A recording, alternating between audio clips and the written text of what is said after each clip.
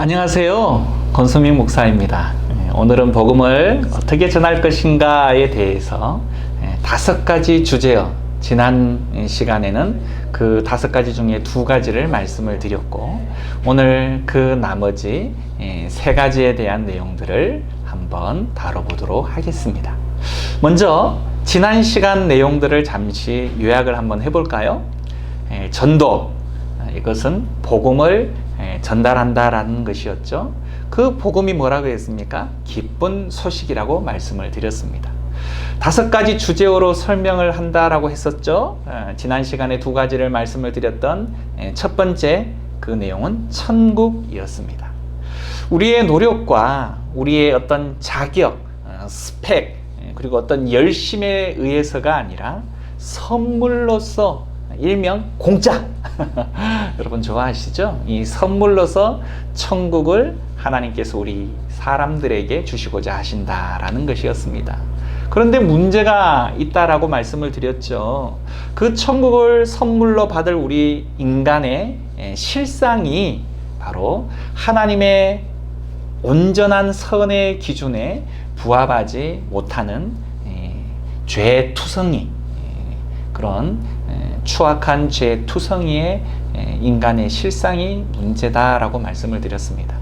게다가 그 죄의 문제를 결코 우리 스스로 해결할 능력이 우리 안에는 없다라는 것입니다. 그렇다면 이런 죄인인 우리가 어떻게 그 좋은 천국을 선물로 받을 수 있을까요? 5가지 주제어 중 이제 남은 3가지를 통해서 그 해답을 알아보도록 하겠습니다. 자, 먼저 오늘 다룰 3가지 주제어를 한번 같이 읽어보도록 하겠습니다. 저를 따라 해보실까요? 5가지 중에 3번째, 하나님.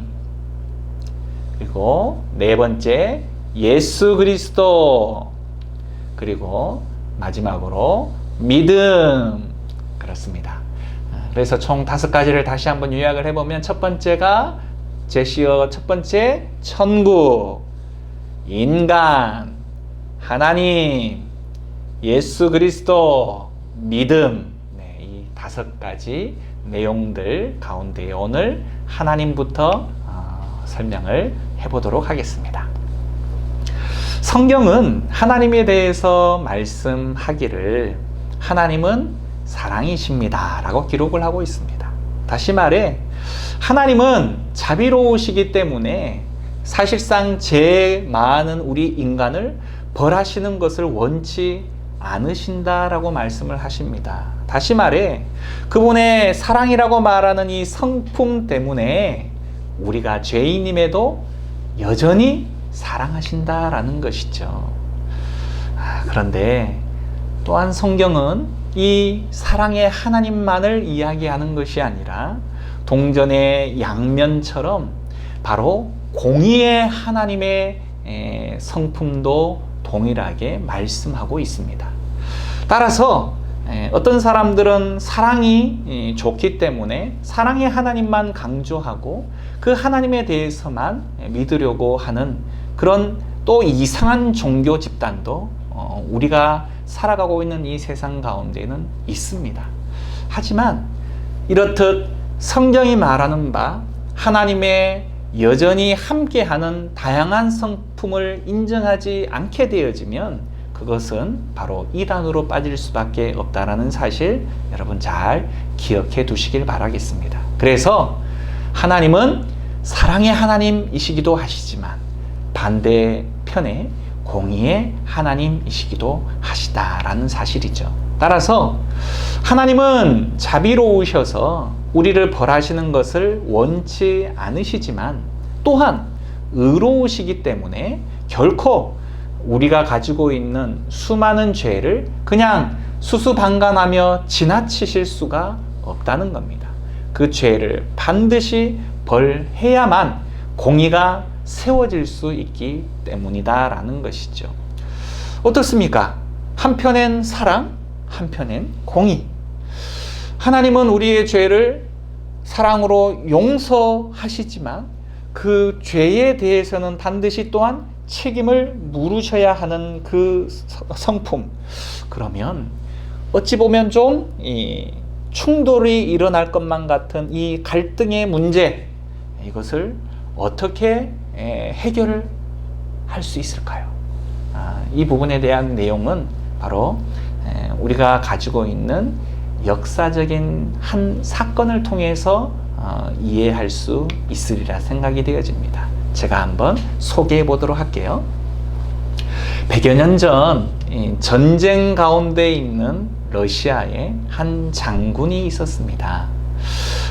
식량이 굉장히 많이 부족한 상황 가운데 있었는데 누군가가 이 부대 안에서 그 식량을 자꾸만 훔치는 사건이 발생을 하였습니다. 그래서 장군이 온 부하들을 다 집결시키고 크게 그들을 향해서 호통을 쳤습니다. 혹여라도 우리 이 부대원 중에 식량을 훔치는 사람이 발각이 되어지면 그를 엄히 체벌을 하겠다라고 경고를 하였습니다. 자, 이 경고가 있고 난 이후 얼마 뒤에 한 부대원이 장군 앞에 와서 장군에게 이렇게 보고를 하였습니다. 장군님, 그 도둑을 잡았습니다. 장군이 참 기뻤겠죠. 그리고 얼른 그 도둑을 데려오라고 했습니다. 그런데 그 도둑이 다름 아닌 자신의 장군의 어머니였다라는 사실이죠. 어떻게 해야 되겠습니까? 어머니를 체벌할 수도 없고, 그렇다고 그냥 지나가자니 바로 본인이 한 말이 있기 때문에 군기가 세워지지 않을 위험이 발생하고 말았습니다. 이 문제에 대해서 장군은 고심에 빠졌습니다. 그 고심 끝에 장군은 그 부대원들을 향해서 이렇게 이야기합니다. 계획대로, 예정대로 바로 형벌을 준비해라. 여러분, 어떤 일이 진행이 되겠습니까? 결국 장군은 군기를 세우기 위해서 예정대로 형을 집행하게 되었고, 그 집행하는 형장에 어머니 대신 바로 장군 자신이 나서게 되었다라는 것이죠. 다시 말해 자신이 채찍을 맞는 것을 선택하는 것을 통해서 어머니에 대한 사랑을 입증을 하였고, 또한 자신이 그 형장에 나아가서 매를 맞는 것을 통해서 군기도 바로 자신이 세운 약속을 지키는 것을 통해 바로 군의 군기도 세우는 그런 두 가지의 성과를 이루었다라는 것입니다. 여러분, 바로 이 장군이 공의를 행하고 사랑을 실천한 이 내용들을 통해서 저는 사실 그의 마음이 또 그의 방식이 하나님의 마음과 하나님의 방식이지 않을까라는 생각을 해봅니다. 다시 말해 하나님의 성품, 사랑의 성품과 공의의 이 대립되어질 것만 같은, 갈등을 일으킬 것만 같은 이 성품이 우리 인간의 제 문제 해결에 어떤 방식으로 풀어 가실 수 있을까에 대해서 하나님께서는 바로 그 아들 예수 그리스도를 통해서 해결하시기로 작정하신 것입니다. 그렇다면 이제 네 번째 주제어에 해당하는 하나님 다음에 예수 그리스도에 대해서 알아보도록 하겠습니다. 사실 이 부분은 복음의 핵심 부분이라고도 말할 수 있습니다.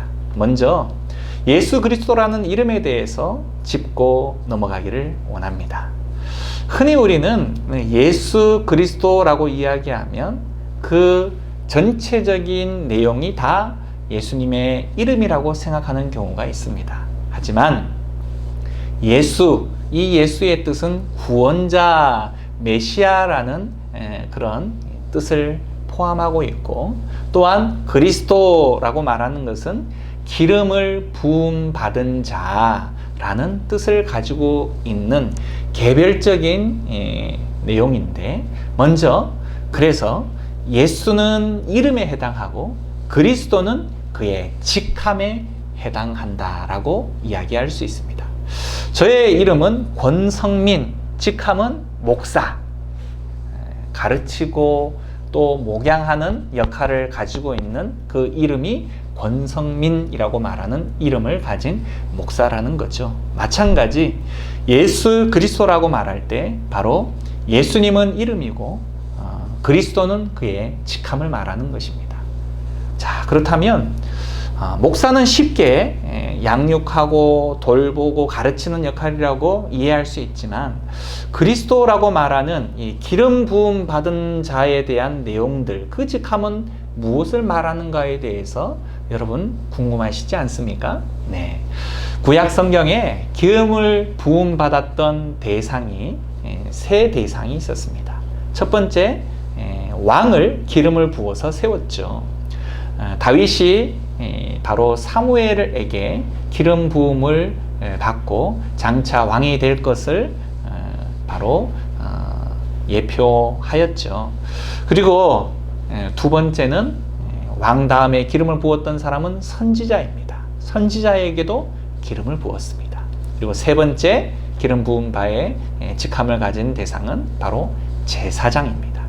결국 왕은 통치하고 그의 백성을 나라를 다스리는 역할, 선지자는 하나님의 말씀을 잘 가르치는 역할, 그리고 제사장은 백성들의 죄를 하나님 앞에 가지고 와서 대신 제사를 드리는 것을 통해서 용서를 구하는 중보의 역할을 감당하는 직함을 가진 부류의 사람들이었죠. 따라서 예수님께서 그리스도라는 이 직함 가운데는 이 세 가지의 내용들을 다 포함하고 있다는 것입니다.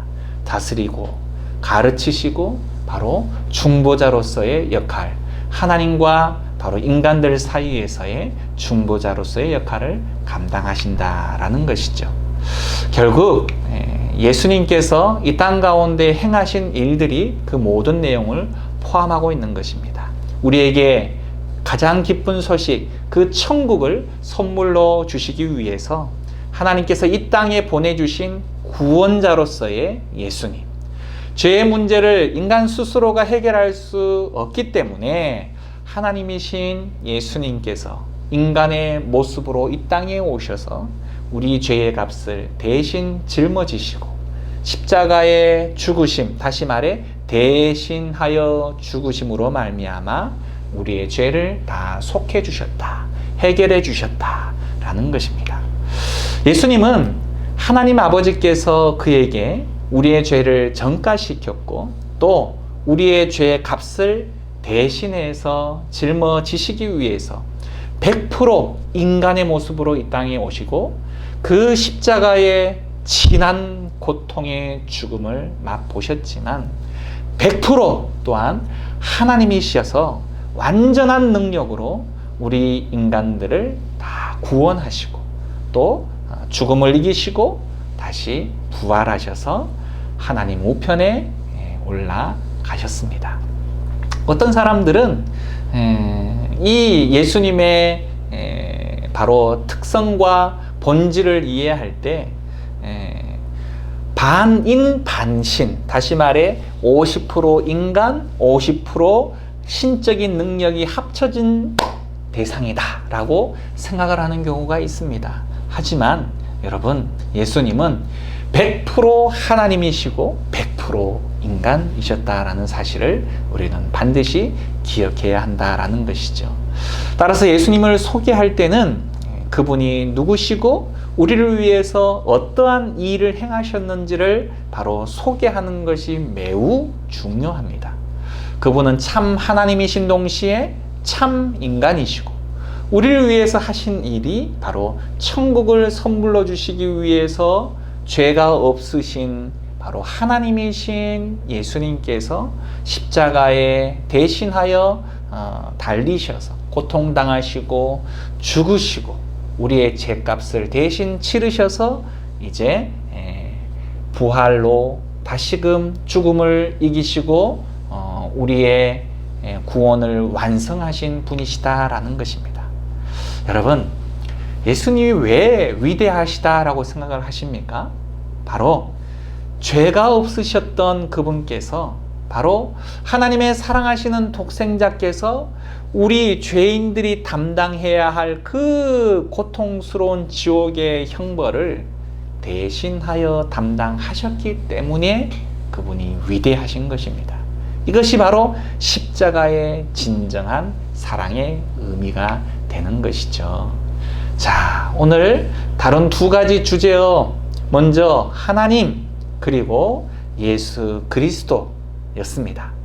천국에 대해서 지난 시간에 말씀을 드렸고 그 천국을 받게 되어지는 대상인 인간의 존재에 대해서 살펴보았는데 천국은 너무 좋은 것이나 그것을 받을 자격이 인간에게 없는 죄인이었던 것을 바로 하나님께서 자비롭고 사랑이신 그러나 공의로우신 하나님께서 바로 이 천국을 인간들에게 주기 위해서 이 죄의 문제를 그의 아들 예수 그리스도를 통해서 해결하시고자 그의 아들을 이 땅 가운데 100% 사람, 100% 하나님의 모습으로 보내주시고 우리 예수님께서 순종하심으로 그 삶을 살아가시다가 바로 십자가에서 온전히 구원을 이루신 것, 그것이 바로 오늘과 지난주에 다뤘던 내용입니다.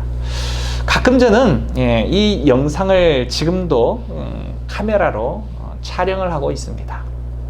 가끔 유튜브를 보게 되어지면 꼭 촬영해야 할 분량만 찍고 카메라를 꺼야 하는데 깜빡 잊어버리고 영상이 계속 촬영되어지는 줄도 모르고 일상에 감추고 싶은 행동들조차도 여실없이 다 대중 앞에 노출되어지는 사건 사고들이 있습니다. 마찬가지로 우리의 일상은 하나님의 카메라에 낱낱이 찍힌다는 사실 여러분도 다 잘 알고 계시죠? 결국 우리의 모든 죄에 대해서 하나님은 다 아신다는 사실이고 우리 죄를 미워하시기 때문에 그 하나님은 바로 우리를 사랑하시지만 우리와 함께 하실 수가 없다라는 사실이죠. 그래서 하나님은 바로 그 아들 예수님을 이 땅에 보내셨습니다. 그분은 우리가 느끼는 희로애락을 똑같이 느끼시고 사셨지만 죄를 짓지는 않으셨다라는 것이죠. 예수님은 인간의 완전한 삶을 그대로 다 사셨습니다. 어린아이 때부터 청년에 이르기까지 아무 죄가 없으셨기에 우리 죄를 대신 담당해 주실 수가 있었고 또한 십자가의 죽으심으로 우리 죄값을 대신하여 치르셨습니다. 그리고 부활하셔서 바로 하늘로 올라가시고 하나님의 그 능력을 그대로 우리들에게 베풀고 계시는 것이죠. 그 예수님 덕분에 우리는 천국을 선물로 받을 수 있게 되었고 하나님과 화평을 누릴 수 있게 되었다라는 것입니다. 그렇다면 어떻게 우리는 값없이 주시는 그 천국을 선물로 받을 수 있을까요? 그 방법이 뭘까요? 그 방법에 대해서 이제 다음 시간에 나눠보도록 하겠습니다. 요점을 한번 정리해 볼까요?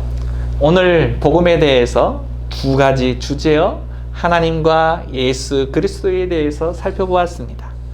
하나님과 예수님이 누구신지 또한 그분이 우리를 위해서 어떤 일을 행하셨는지에 대해서 잘 정리할 수 있다면 여러분 오늘의 내용들도 그리 어렵지 않을 겁니다. 여러분 수고 많으셨습니다.